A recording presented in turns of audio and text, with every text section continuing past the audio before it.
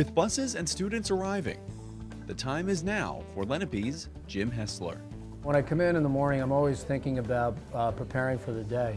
As a science teacher, there's always something to do as far as setting something up, making sure experiments are going to run right. So when I enter the building, I immediately come to my room and then start to prepare. We've been working on sound. So today I set up the sound tube, which required the use of an amplifier, wiring, CDs, and because it involves amplifiers, flames, and there's some safety considerations to be attended to make sure that there's no flammable materials. Getting set up's half the fun.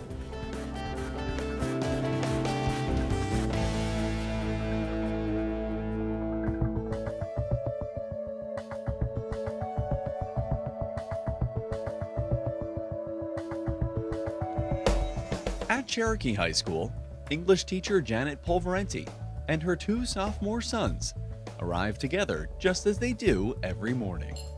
We get here, I come in, I say goodbye to them, and I don't see them until the end of the day. They kind of fly under the radar. It's hard to have your mom in school with you, I think. All teachers stand at the doorway in the mornings and before classes to greet the incoming students, and that's the best chance to interact with kids without having to worry about giving them a grade. I'll see you later. One of my students from last year is thinking of dropping a class that I really don't think would be in her best interest. Are you seriously going to drop it? Here's my problem. You know what my problem is. I know darn well you can do this work. I know I can do it. It's just, it's all the other stuff I'm doing. It's hard. Okay, well let me ask you this. Okay, if you do this, if you drop it, are you going to feel bad about it? You're not going to think, oh, I didn't rise to the challenge? Hey, Rob. Because I want to, like, the book we're reading in there is like the writing with style or whatever. I want to buy it anyway and read it because it's interesting. So I'll just kind of like keep myself on the side. Okay, I have to think about this. I am not pleased. Because I don't think you've gotten the proper message about your ability. And I don't want you to die of pressure. I just don't want you to drop that class. What about next year? You're going to take AP Lit? So much more in your wheelhouse. It's discussing literature and doing all the cool stuff. Didn't you teach us that we have to do what we want? Yes. Be transcendental. Yes, be transcendental, but don't give up on yourself, because that's not. I'll do it later. Just not right now. Okay. All right, I'm letting it go for now. She wants to be an English teacher. She will be phenomenal, and I don't want her to give up on herself. So I'm not giving up on that one. We're going to keep talking about that. At Shawnee, family consumer science teacher Kathy Ware is beginning her usual morning routine. I come in the morning, I get here by 7:15 in the morning at the latest, and I get my room together because I don't want the room to be not ready for the students. I want to make sure everything is where it has to be. From there, I go to the Shawnee Rack and check on that, make sure the door's unlocked, the lights are on. And then officially, I'm at hall duty at 7:20. Morning, guys. Hello. How you doing? Hello. Hey, how you doing? I greet everybody when they come in, so I'm like the school greeter, and I say good morning, and actually I feel like I need to start their day with a smile on their face. So that's done purposely. They don't know that, but I do that just so that they have a great start to the day. Morning. Morning, honey. Have a good day. I'll see you in a while.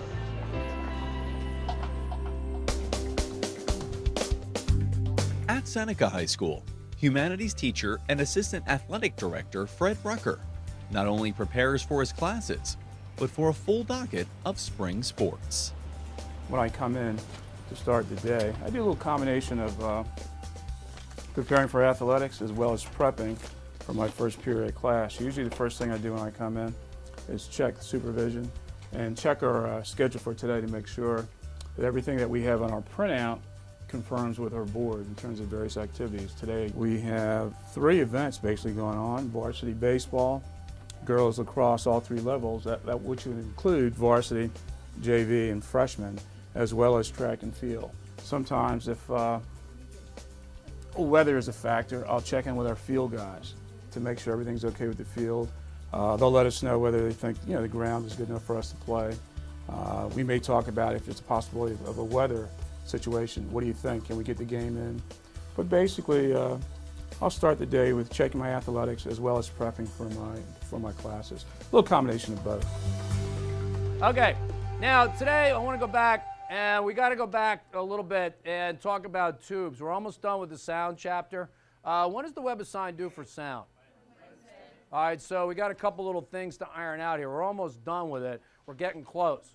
Now, if we remember correctly, on Friday, we started out and we were talking about guitar strings. So we used the thing in the back. I'm recollecting here, yes? Does anyone else remember this? So we had the string in the back, we attached it to the loudspeaker, and we could actually see the waves on the string, yes? Most people understand sound from the point of view of musical instruments. So what we were working on for the last week was taking the ideas or the principles of physics and then applying them to situations where we have strings, for example, on a guitar. We studied those the other day. And today we're focusing on tubes. Okay, now, if we look here, we investigated the length. If I have two similar tubes, does the length matter? All right, let's see.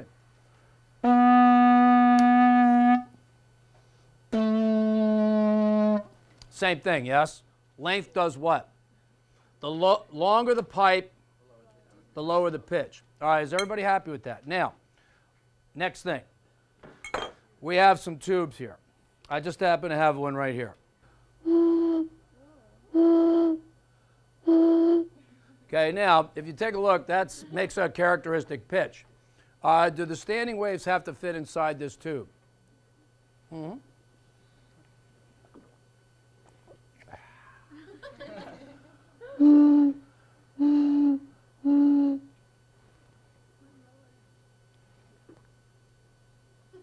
Getting the bloat. No,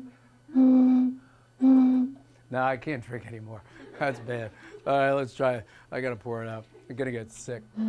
Anybody noticing the pitch change? It's definitely getting lower. Losing my. Okay. Now, if we look here, last one.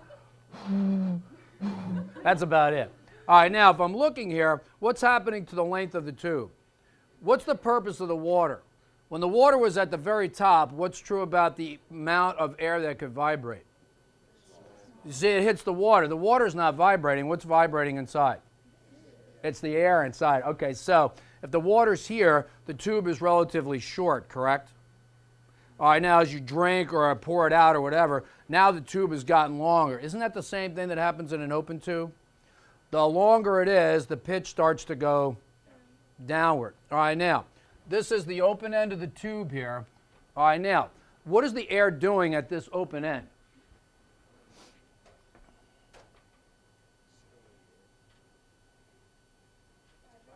Yes. All right, show me how it vibrates. Your hand. At the end of the tube, I want to see how it vibrates. Yes. Len, go ahead. Be strong about it. So it goes like this. Not right, that. You know what I'm saying? So then it doesn't vibrate anymore. Has everybody got that? So it's actually vibrating vertically up and down, and then it kind of slows down, and then you end up with that spot right there. The flame tube experiment we're doing today basically uses the same gas that we use for a Bunsen burner. So the gas is put into a stovepipe, which is a metal pipe that's used for furnaces, flues, chimneys, things like that. In the top of the tube are holes that have been drilled into the top of the pipe, which allow the gas to exit. On the far end of the pipe is a speaker that I've fastened to that securely to the end of the pipe to allow music to be played into the pipe. The music and the movement of the speaker actually creates sound waves within the pipe. It's mesmerizing. I mean, everyone I've ever talked to absolutely loves it, and it's a great visualization of the pressure that builds up within the tube. So instead of just hearing them, you can see them. And that's where all the equations and the use of the equation has meaning. Can you see the waveform in there? When it's changing, but you can actually see how it varies from one spot to the next.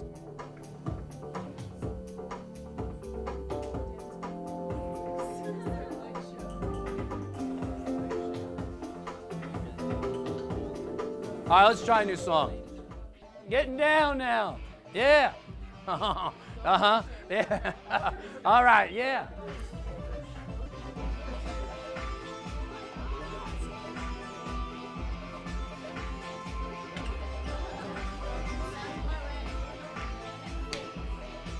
All right, now a couple things to notice, yes?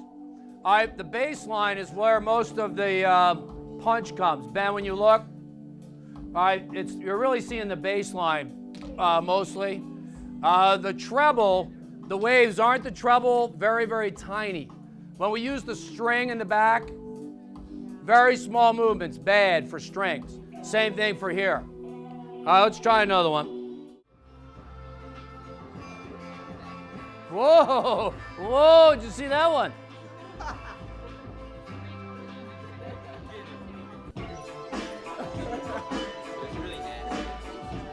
Yeah, see, the bass is so strong, it just pops it out. Woo-hoo. Huh? Ah. Woo-hoo. Uh-oh. All right, now we're going to wrap it up. Oh, yeah, bummer, huh?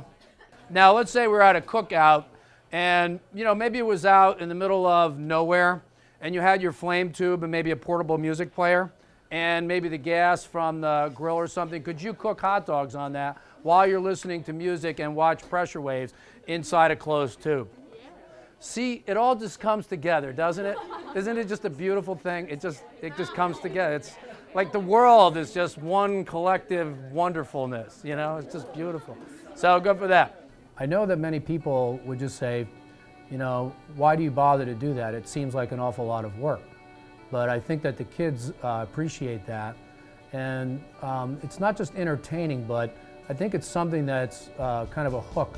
So years from now, they'll say to me, Mr. Hessler, that flame tube, I remember that well, you know, and they remember the lesson about pressure waves and sound. It makes them come alive for them. My Fashion and Clothing 3 class, which is an art elective, many of those students are going into an area of fashion design, whether it be marketing, merchandising, design, chemical engineering, whichever. They're going into the area, the majority of them. Not all of them, though. So in that class, what we do is the students, for their final exam, but they work on it all year, they make a collection of 3 garments and an accessory, marketing plan. They have to have fabric swatches, a fabric profile, which telling what the fabrics are made of. But the most important thing is they learn how to draft a pattern. One of Kathy's students is working on a tote bag as one of her accessories.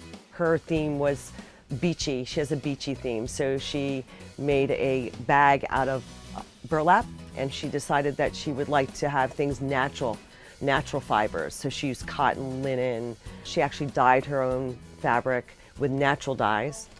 I honestly, okay, you got this one. What did you just serge this smaller? What? It's almost like I want to do the same to this.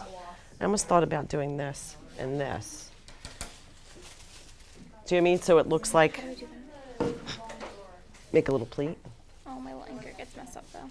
But it may be embroidery floss through it. Do you know what I mean? Like an embroidery floss and tie a little bow with the embroidery floss.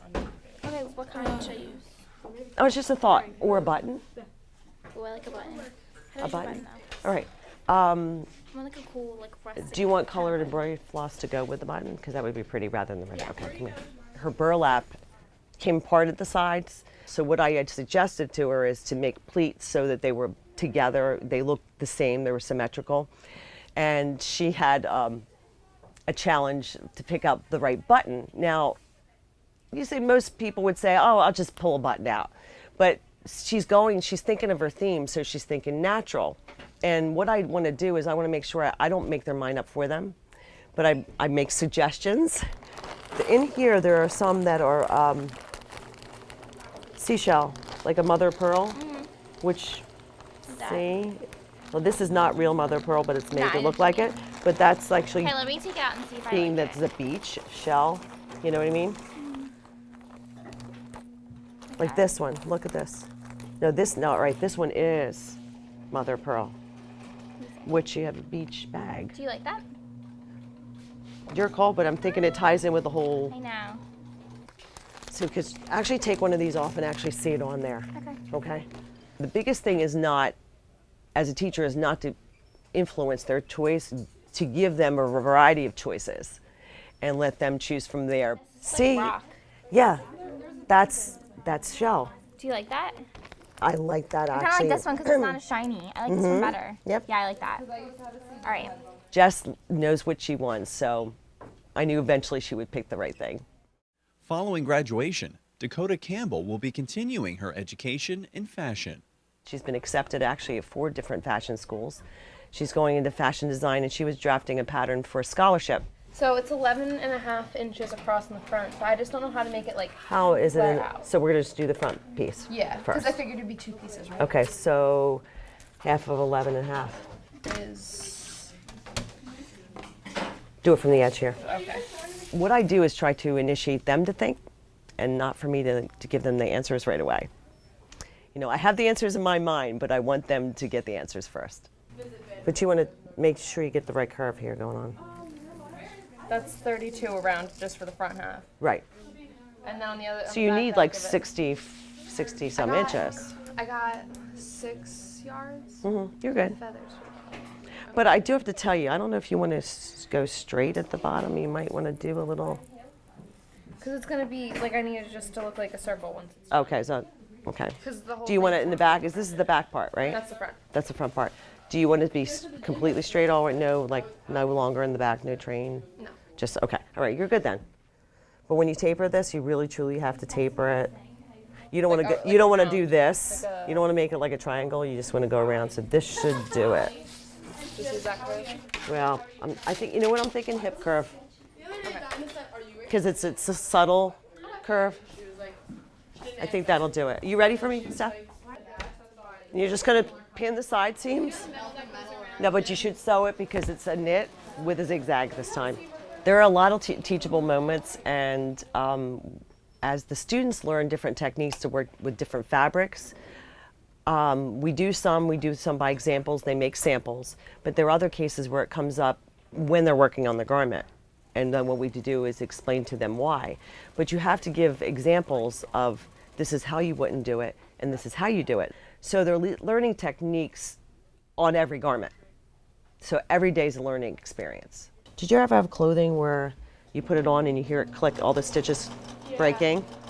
All right, well, you do zigzag on a knit, it won't do that, it stretches with it. Okay, that's good. What, for it to break? Yeah. That's called disposable clothing.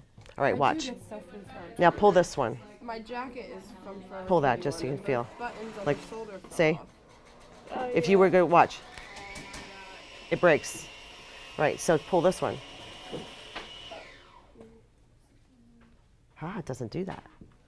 Stretches with it. That's what we want. So when you put it on, we don't want all your threads breaking. One student's working on she made her jacket, it's done, and she with lining. She crocheted a scarf to go along with that. She's working on a teal blue 4-layered chiffon dress with all pleating, very ornate. Funny thing is she's not going into fashion. She's going into another career, but she's always going to be able to use those skills. That's the one thing about teaching sewing, is that somewhere in their life, whether they're majoring in it or not, they're going to use those skills. Beautiful. Oh, I love that. So what's your theme? I don't know. Well, because you got your jacket and you've got this. I'm trying to tie all this together. Well, I was thinking like, one of the jacket be worn with the dress, you know? Like, Short, long dress? haven't decided. I'm thinking if it's a long dress, I'm not gonna wear it. Because I'm saying more short if you're going to wear that with this. Yeah, because if it's long, like, odds are I don't have any galas to go to, so I'm just, No galas? I don't have a gown to wear. Okay. But maybe I can That's hide beautiful. So you've got that, this. You're going to do high-low? That high-low would be beautiful on Or that. like asymmetrical, like, well, like tiers of high-low. Okay. I mean, like, I like it. All right, let's go. bye, Miss Fair. See you. Good job. Yay. Proud of you. I'm proud of you. It's just so rewarding every day to see what they do with what you teach them.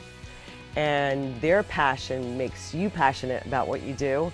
And they energize you, which makes this is not a job. This is definitely, when I come in every day, this is a pleasure to come in and you say, wow, you know, you're paying me for this because I love what I do.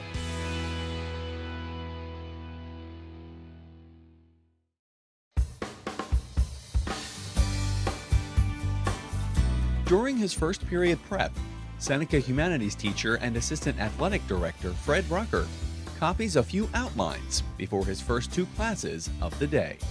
I'm running off a outline for my world geography class on Europe, and I'm also setting up an outline for my history class as we're looking at American settlers moving west and westward expansion involving Native American Indians. I'm just trying to get a few things ready for my 2 classes. Fred and head athletic director Brad Bauer work closely throughout the day to make sure that Seneca's sporting events are ready to go. A lot of times Brad will share with me various things that happen, any concerns, any emails that come in, or phone calls regarding our events, whether it's from a parent, from an official. I'm going to send you an email here. Okay. I want you to read just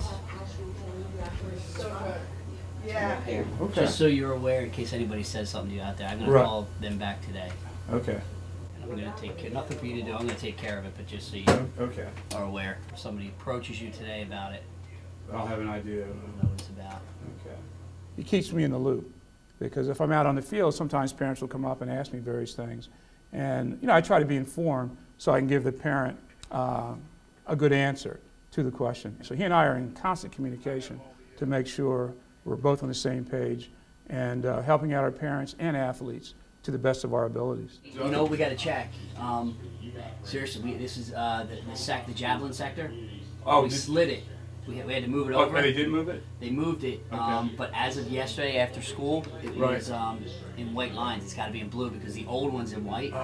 So we got to make sure they do it. They're probably doing it. Fish said, he called me yesterday, he said, it doesn't look like it's done. Okay, and it's yeah. in white lines. So we got to check that today out, you know, between the 2 of us. We got to make sure that's done. All right. Anything else for track? First meet, I mean, we should be. Yeah, we should be pretty good. I want to make sure that's ready to go for today.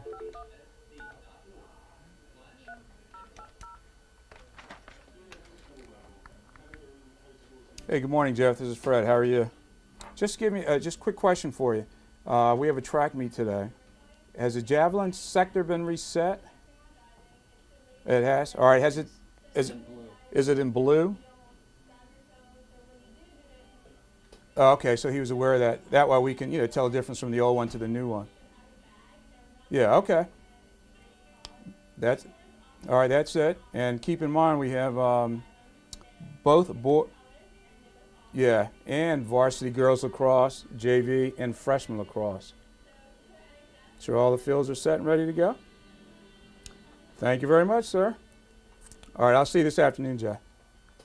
All right, thanks a lot. All right, bye-bye.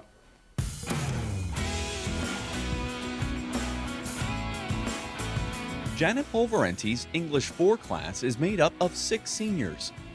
Currently, they are working on Stephen Chbosky's novel, The Perks of Being a Wallflower. We have some culminating activities I want to work on. The kids are interested in the book, probably because there's a movie tie-in, but that doesn't bother me. I want to go see that movie myself. I love that book. They have enjoyed it as much as they enjoy reading. Okay, so what happened between Charlie and Sam that freaked him out? What happened? What you can say what was going on. Why did he get so nervous and crazy? They tried to have sex. There you go. And you got it. And so he was nervous. How come? Do we have any idea why? Okay. Well, she's leaving and he's young, but he really gets disturbed. Okay? So what's been going on with Charlie throughout the whole book? How is he with contact with other people? Like, doesn't like to talk or like communicate with other people. Just kind of likes to be alone. Okay. Remember, he's a little bit different than everybody else. And we talked about what happens sometimes if something really, really traumatic happens to you when you're young. What might that do to you when you're older? Screw you up. Okay, what? You always remember You always remember it, and how is that going to affect your relationships with other people? What do you think? Okay, how come? Like, Charlie is, well, let's talk about it. Charlie's different. How is he different from the other kids? A bit awkward. Awkward is one way to put it. Has he had friends before? No. So when he finally finds this group of friends, Sam and Patrick and all those, he's really, really happy because he finally has a place, what? In life. Yeah, a place to fit in. But now what's happening to his little comfort zone? It's disappearing. They're leaving. They're going off to college and they're leaving him behind. So this is supposed to be the thing that he's wanted more than anything else is Sam, right? He's in love with Sam. Sam is his dream girl. Everything is about Sam. But when it comes right down to it, he gets too nervous. It disturbs him too much. In Perks of Being a Wallflower, there are some difficult and controversial issues that arise, but they're seniors, and so we have a lot more leeway to discuss things than, for example, if I was reading it with freshmen. Talking about fitting in school, what you're going to do with your life, where you're going to college, relationships, drugs, sex, alcohol, all of those things that, you know, are current issues come up in that book, and that's one of the reasons why we chose to read that one. I think it's relatable to them, and even if it isn't, they can put themselves into that situation. So sometimes the books, unfortunately, that we give kids to read, teachers might think they're great, they might be classic literature, but sometimes kids just aren't interested in those. So we all like to, I'm sure, try to get them involved in something, at least in the characters or the situations. Sam tells him it's okay, right? She doesn't blame him for anything, but she's not quite sure what's going on. So, anybody want to read besides me? I'll read it. You will? Thanks. Okay, so Dakota and then Angelo, go for it. Sometimes reading is not their favorite thing to do. So instead of having them read great big chunks of the book on their own, we tend to read it together. And I have that freedom because the class is so small.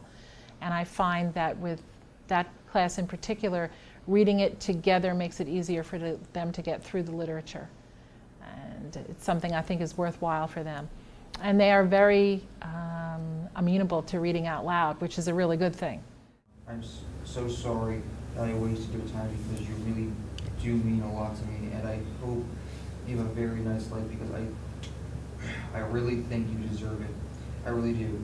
I hope you do too. Okay then, goodbye. Love, Charlie. Okay, that sounds scary to me. What are his last lines? Okay, then, goodbye. What do you think might happen? Are there clues in the book that would make you think he might kill himself? Well, I mean, yeah, because he gets really nervous about things. He does, and who is this Michael that we're talking about? Isn't it his kid who commits suicide? Yeah. And he's been thinking about him all the time? Okay, now, think about the whole form of the book. The whole form of the book is Charlie writing letters to this person. Do we know who this person is? Okay. So what would impel Charlie, what would make him write letters to a complete and total stranger? What does he say? Why did he choose this person? Whoever. Why? He talked about him? Yeah, and he thought what about this person? What about this person made Charlie think it would be safe to entrust everything to? That'd be a good listener. Yeah, okay. In your journal, if you are the person that Charlie is writing his letters to, write him a fast one back. What would you say to him? If you could. Dear Charlie, what? What would you say? Maybe something as pithy as, life is life, man. There's ups and downs. Okay? Or just whatever you would want to say to him if you were the recipient of those letters. Because it's such a small class, they're free in their discussion and they don't mind talking about issues. I know a lot more about those 6 kids than if I had a larger class. And I do throughout the day, but those 6, you know, they're mine. While they're in there, they're my kids, and I worry about who they're seeing, who they're dating, what they're doing when they're out of school, and we talk about those kinds of things. So dealing with a book like Perks, it's kind of like a little slice of their life too. And they're willing to share a lot of things about themselves. I share with them too. So that particular class is one of my favorite parts of my day. The Shawnee Rack is a discount boutique that features gently used clothing. The rack is operated by Kathy Ware's Fashion and Clothing 2 students who are studying marketing and merchandising. I really think we need to redo the board and say thank you to NHS on it. Oh, yeah, yeah. Thank you, NHS members, for your donations. Yeah, Donations for the rack come from the National Honor Society, community members, faculty, and students. We go through the clothing, check for repairs. If it's simple repairs, we can make them. We also give the clothing to be laundered by the multiply disabled class, and they launder and they learn how to wash the clothes and how to dry the clothes and how to fold the clothes. So therefore they're involved and they have a learning experience. All the money from any purchase that is made there, which everything is $1 except for the gowns and a few coats, but all the money goes to the Shawnee Food Pantry, and that is used to buy perishable foods for families of Shawnee students, and those students actually will benefit from it. I don't know if you want to go through to see if everything's on the rack that should be. The volunteers for Shawnee Rack are, just like it says, they're volunteers. They volunteer during their study hall. They're not allowed to get out of any of their academic classes. It's just study hall. They have a list of duties, make sure everything's on a hanger, nothing's fallen on the floor, that the counter's straightened up, that everything is tidied up.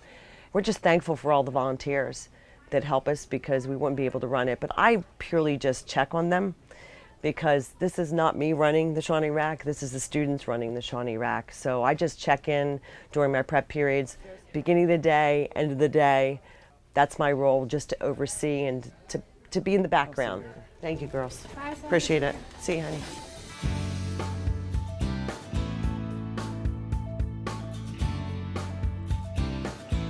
I teach mostly AP classes. That's known as advanced placement. And it's a system that was put in high schools so that high school students could take college level classes. So the curriculum in high school has been raised over the years to reflect that need to be able to pass advanced placement tests, which allows students to have college credit. I have 33 students in each of my AP classes.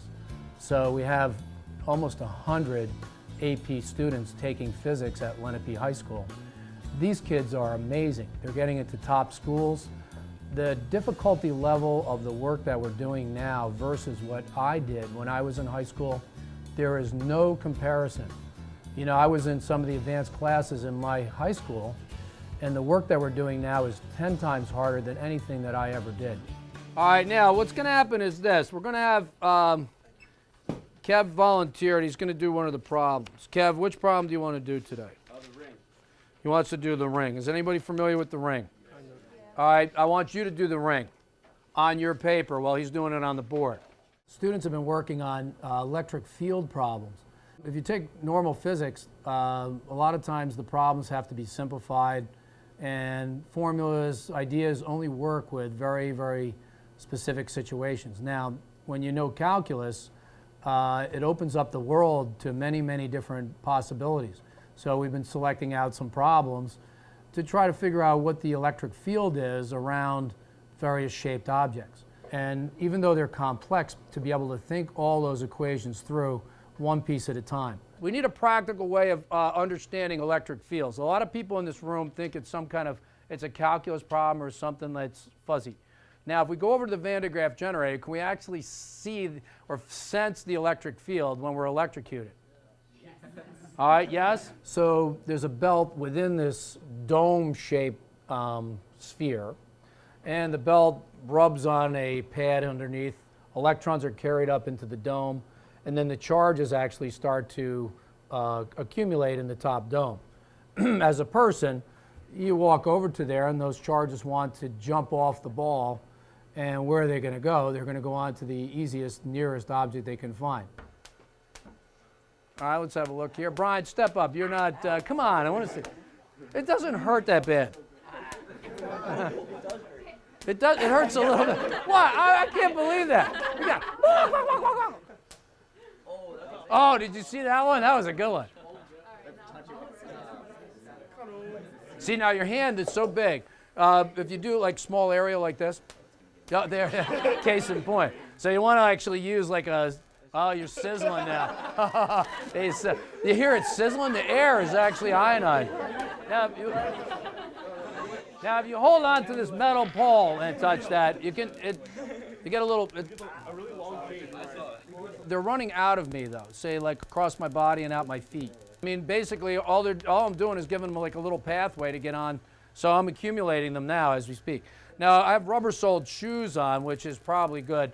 All right, now let's see if we can do the hair thing. So remember, it's nothing to be afraid of. You know, if you go in and if you approach the ball quickly. All right, now it feels like your clothing is kind of like weird. Yes. And my hair, it's pretty battened down. I don't think, is it moving at all? No. Not much moving. If I shake it, yeah? No? Nothing much? Yeah. You don't see it. Now, how many people want Christine to come up and try it? Yeah? Anybody else have long, like this used to be, back in the 60s, I don't think so. All right. All right, so I feel somewhat charged still, All right, Christine, let's give it a whirl. All right, you're a professional at this, yes? All right, hold on.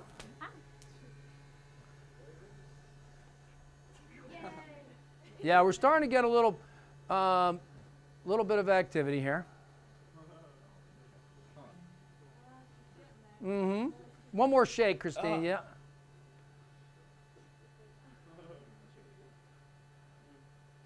Yeah, it's definitely fluffing out. Yeah. Oh my God.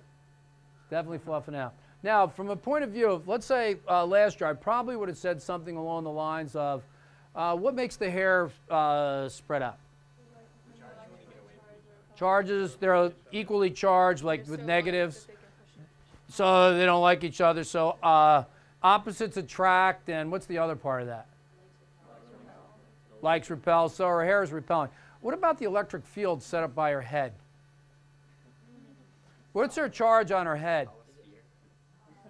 It's kind of spherical symmetry. I mean, your head's more round than, let's say, that one. We've got an oval symmetry. All right, which direction is the electric field about her head?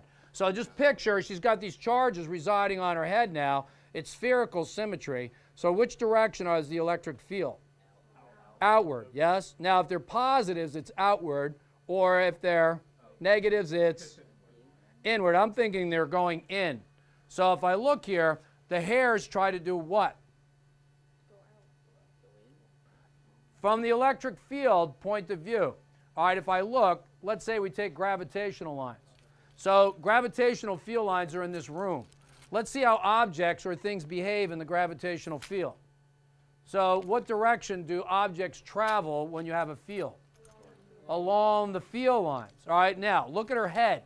All right, are there field lines all coming out of her head? What are the hairs trying to do? Try to line up along the field lines that are generated by her skull. All right, so there they are, and we can actually see the direction of the field lines. How come the ones on the top of her head don't stick straight up? All right, her hair is too heavy, yes? So if the field was stronger, could we actually get her hair to stand straight up? All right, maybe. All right, that's true. So is this a different point of view than the old, hey, two things repel? So we can look at it in terms of the electric field.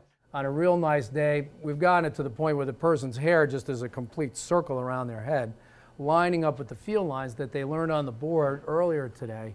So the theory matches the actual, the theory matches what you actually see with the Van de Graaff. And I think that's important for students to be able to see both.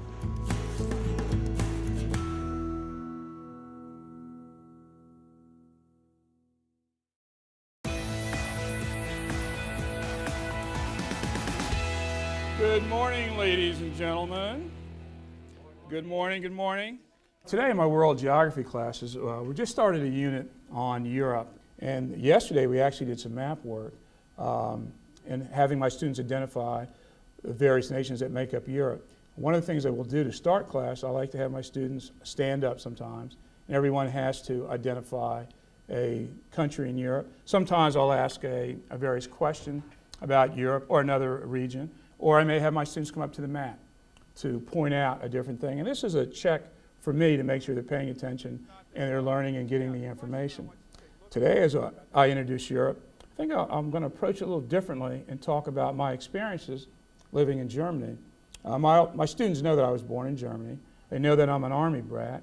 And I figured I'd show them a couple of pictures of places that I lived, some of the places that I visited, some of the things that I did when I lived in Germany. Here's a map of Germany. I was born right there in Nuremberg. And I actually lived in a place called Frankfurt. Not Frankfurt. My dad was stationed in Bamberg, right about there. And although I was born in Nuremberg, which is a big American Army hospital, I also lived in a place called Ulm, which is on the Danube River, which is right about there, or where the B is in Bavaria. That's where I lived at for about a year and a half. I guess about a year and a half the second time we went over. And then I lived in another place called Illesheim, which is located between Stuttgart and Nuremberg, a real tiny farming community. So basically, when I lived in Germany, I was in the southern half of Germany, Bavaria, and I lived basically in this region here. All right. Again, this is a very famous castle, the Nuremberg Castle. We took a field trip when I was there in junior high school to visit this castle. And it's still there today, and it's very famous. I don't know the age, but I imagine it was built probably in the 1400s or 1500s. All right. Adolf Hitler. You ever seen the pictures of Hitler talking to thousands and thousands of people? This picture was probably taken in the 1930s. When I played baseball in the stadium, I'm guessing it was probably 1966 or 67 I played there, but this is where Hitler had his rallies. Now again, when we're living in Germany back in the 1960s, it's 20 years after the war, and there's still a lot of war ruins left behind. I think in the next slide, again, here are images of the stadium. So this, again, if you go back, look at that column right there, that area. I think that's from Hitler looking out. And you go back now, that's the same part of the stadium. And again, we played in one of the corners. That's where we played baseball. And it's one of the reasons why I actually started liking history, because I lived in Germany and was able to go certain places to where Hitler spoke and where he had his famous rallies. One of the things I always tell them, and I tell them this in the beginning of the year, using the old Disney song, "It's a small, small world after all." So I try to use that approach and try to make connections with my kids. It's like really loose. Like, wait, are you doing the Rethread it then. Is that loose underneath or on top? underneath? You're not in the tension right. Check this tension again. Introduction to Family Consumer Science. In that class, they take 6 to 8 weeks of sewing. They have also a section of the year where they do foods. They study foods. Another section, child development, interior design, more about decision-making and skills in decision-making and character, leadership. And that's the whole entire year. So it's broken up so they can take this course to have a little taste of everything. So if they would like to take foods the year after or clothing, they know what to expect. All right, is that the top or the bottom? That's the bottom. Oh, this is the bottom? Yeah. Your tension's just a little different. You're fine. Oh, I've never That's used what they're making. I never used this machine before. No, it's fine. You're doing well. Okay. We do pajama pants because it teaches them basic sewing. We teach them how to make casing where your elastic goes into, hand sewing. And when we're done that, we have projects like iPod cases. We have some people making makeup cases. So we don't stop them from sewing. So what you're going to do, you have grain. This stretches. See? This doesn't stretch as much. This stretches a lot. Yeah. I don't want it to stretch out this way, so I want to follow lengthwise grains. See? When I put my iPod or your phone in there, you don't want this stretching that much. You don't mind about this stretching, okay? All right. So you just want to pin, and that's the grain line. See, grain line arrow going parallel. Just pin that on and then pin this on. I would say if you had like a certain design in one spot, you can line it up with the three frogs if you want. I don't know if you want to do that. Do you want to do? Okay.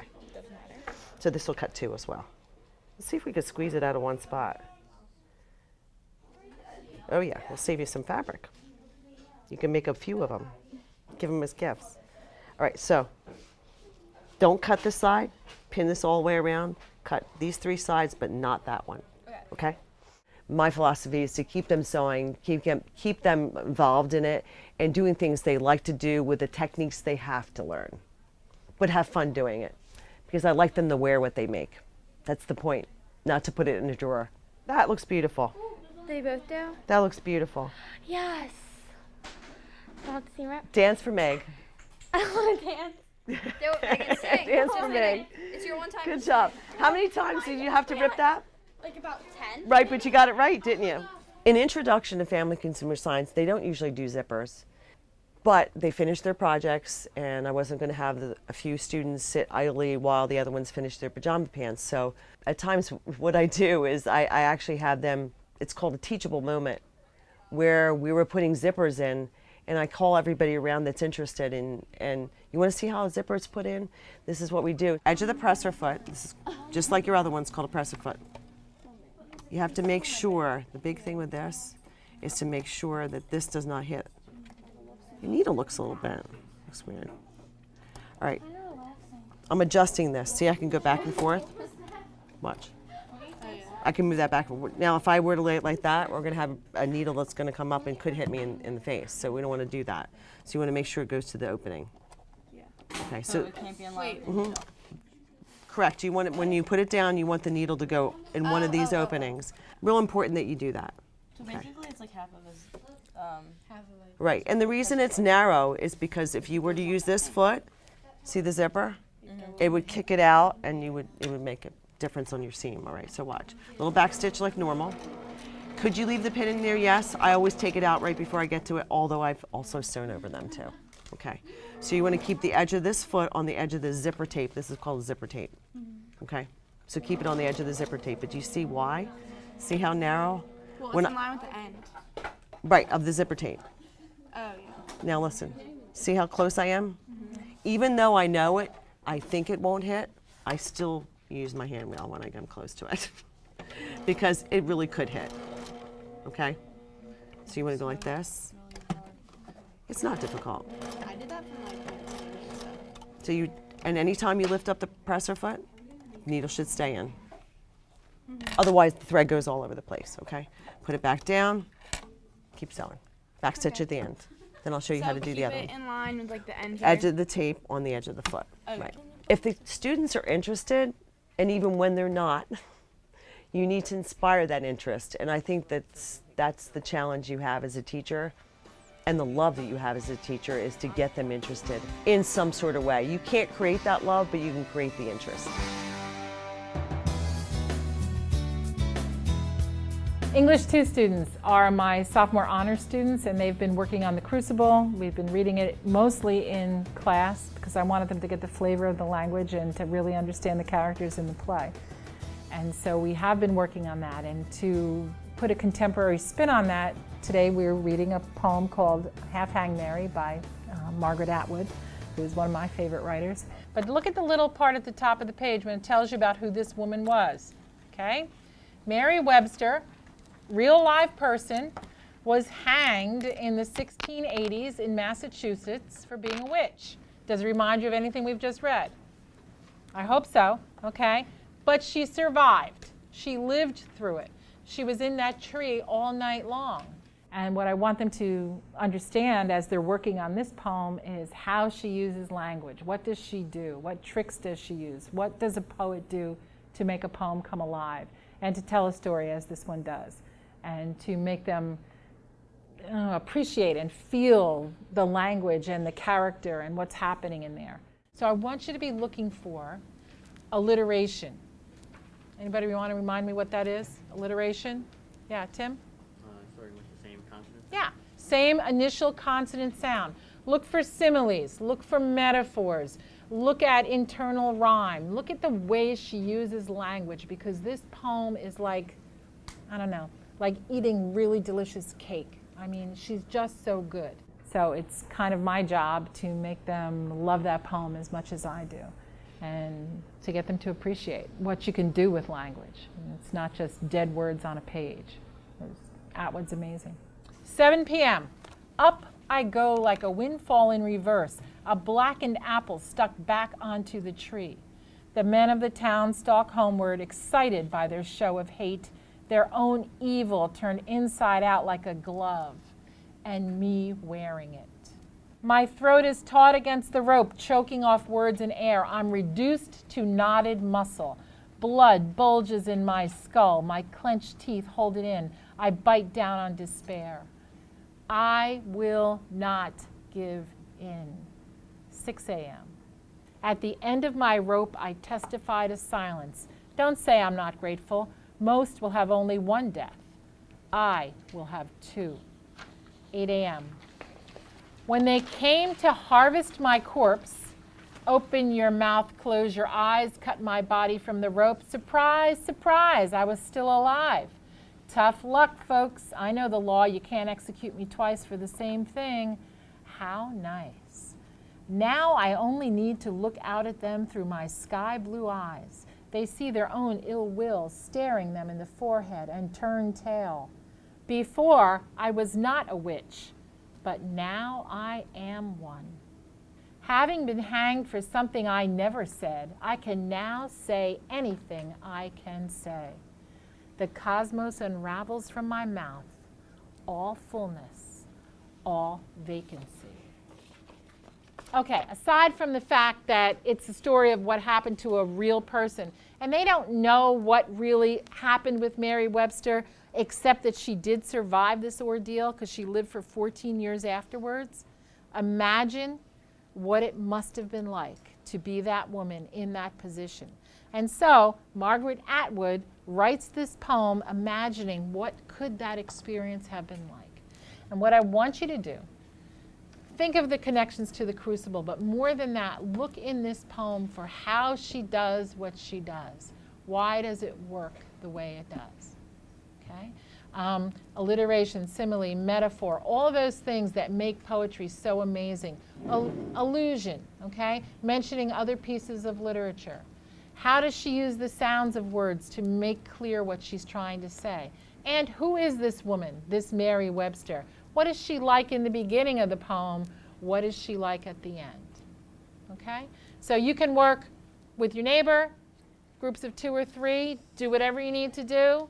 All right, and we'll come back to it almost at the end of class because I want to hear what you think about its connection to the crucible. And then we'll continue tomorrow. Next time on We Teach. Today what we were doing is writing notes with positive messages to help people, trying to encourage them to have a positive outlook. That, you know, having the right type of makeup and the right type of clothes, or to have designer clothes, doesn't really define you. You're defined by who you are inside. And that's the message we're trying to get across for Operation Beautiful. Being a former coach, and now I came into work in the office and working behind the scenes, one of the biggest things that I learned, how much work goes on behind the scenes. As the day goes on and as the events go on, basically I'll make sure that it's a good game. There's no problems, no arguments between parents, coaches, athletes. And usually I'll just kind of wait around and make sure people leave the fields in a safe manner, that there are no problems. And 99% of the time, nothing ever happens. But we're here just to make sure that people leave safely. The first robotics program gives the students an opportunity to actually construct a robot. This machine is very complex. It weighs about 120 pounds. It has many, many facets to it. It's very difficult to build.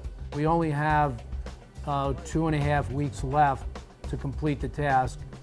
And we're going to have to do what we have to do to get it done.